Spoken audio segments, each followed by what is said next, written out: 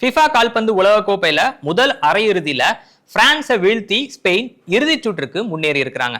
இந்த ஆட்டம் ஒரு வகையில லமின் யமால் வெர்சஸ் எம்பாவே அப்படின்ற மாதிரி பார்க்கப்பட்டு வந்துச்சு. அதுல லமின் யமால்ட்ட எம்பாவே மீண்டும் ஒரு முறை தோல்வி அடைஞ்சிருக்கிறாரு.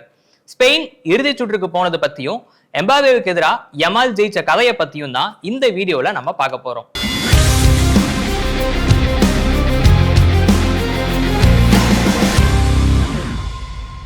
2026 ஃபிஃபா உலகக்கோப்பையில பிரான்ஸ் மற்றும் ஸ்பெயின் ரெண்டுமே பலம் வாய்ந்த அணிகளா பார்க்கப்பட்டுச்சு.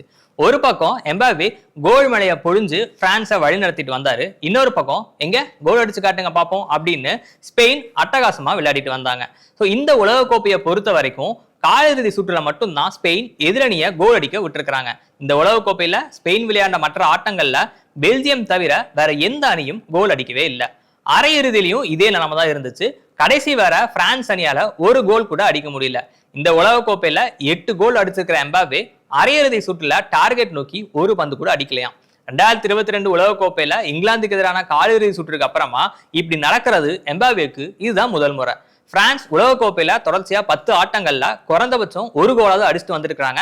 இதுக்கும் ஸ்பெயின் இந்த ஆட்டத்துல முற்றுப்புள்ளி வச்சிருக்காங்க. அரையிறுதிக்கு முன்னாடியே நம்ம சொல்லியிருந்தோம், கடைசியா விளையாடிய ஆட்டங்களை பார்த்தா ஸ்பெயின் தான் பிரான்ஸுக்கு எதிராக அதிக அளவுக்கு ஆதிக்கம் செலுத்தி இருக்காங்கன்னு. அந்த ஆதிக்கம் தான் இப்போ இந்த அரையிறுதி வரை நீடிச்சிருக்கு. பிரான்ஸும் ஸ்பெயினும் மோதின கடைசி 11 ஆட்டங்கள்ல 8 ஆட்டங்கள்ல பிரான்ஸ் தோத்து போயிருக்காங்க. இப்போ பிரான்ஸ் அடுத்த சுற்றுக்கான வாய்ப்பை இழந்திருக்காங்க. ஆனா 3வது இடத்துக்கான ஆட்டம் ஞாயிற்றுக்கிழமை நடக்க இருக்குது. இதுல யாரோட மோத போறாங்க அப்படின்றது நமக்கு நாளைக்கு தெரிஞ்சிடும். இந்த முதல் அரையிறுதியில ஸ்பெயின் சார்பா ஒயர்சபால், பெட்ரோ பெரோ இவங்க 2 பேரும் தான் கோல் அடிச்சிருக்காங்க. முதல் கோல் ஃபவுல் மூலமா கோல் அடிக்க விட்டுருக்காங்க பிரான்ஸ். சோ இந்த ஆட்டத்துல ஜெயிச்சது மூலமா ஸ்பெயின் 2வது முறையா உலகக்கோப்பை இறுதி சுற்றுக்கு தகுதி பெற்றிருக்காங்க. கடைசியா 2010 தகுதி பெற்றாங்க.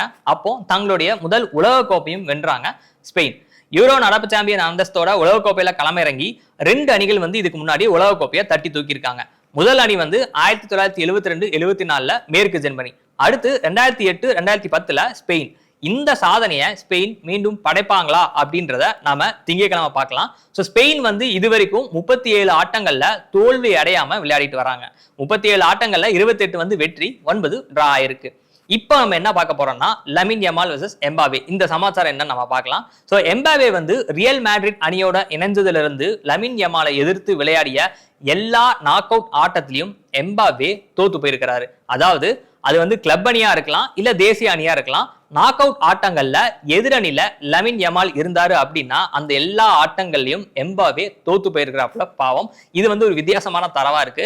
அது என்னென்னு பார்த்துட்டோம் அப்படின்னா 2024 யூரோல யமால் இடம்பெற்ற ஸ்பெயின் தான் ஜெயிச்சிருந்தாங்க. பிரான்ஸ் அதுல தோத்து போயிடுச்சு. அடுத்து எம்பாவே இடம்பெற்ற ரியல் மேட்ரிட்டுக்கு எதிராக லமின் யமால் இடம்பெற்ற பார்சிலோனா அடுத்தடுத்து 2 போட்டிகள்ல ஜெயிச்சாங்க. இதை தொடர்ந்து 2025 UEFA நேஷன்ஸ் லீக்ல ஸ்பெயின் திரும்ப ஜெயிச்சிருந்தாங்க. அதுக்கப்புறமா எம்பாவேவோட ரியல் மேட்ரிட்டுக்கு எதிராக லமின் யமாலோட பார்சிலோனா திரும்பவும் ஜெயிச்சிருப்பாங்க. ஸோ இப்போ இந்த வரிசையில தான் இந்த அரையிறுதி சுற்றுலையும் பிரான்ஸ் 0-2 அப்படின்ற கோல் கணக்குல லமின் யமால் இடம்பெற்ற ஸ்பெயின் கூட தோத்துருக்கு. இது கொஞ்சம் வினோதமான ஒரு புள்ளி விவரமா இருந்தாலும் ரசிகர்களுக்கு இது ஒரு சுவாரஸ்யத்தை கொடுக்குது அப்படின்னு நம்ம சொல்லலாம். லமின் யமாலை பார்த்தோம் அப்படின்னா தன்னுடைய 10 பருவத்திலேயே மிகப்பெரிய ஒரு நட்சத்திர அந்தஸ்தை அவர் பிடிச்சிருக்கிறாரு. போன திங்கட்கிழமை தான் அவருக்கு 19 வயசே ஆகியிருக்கு.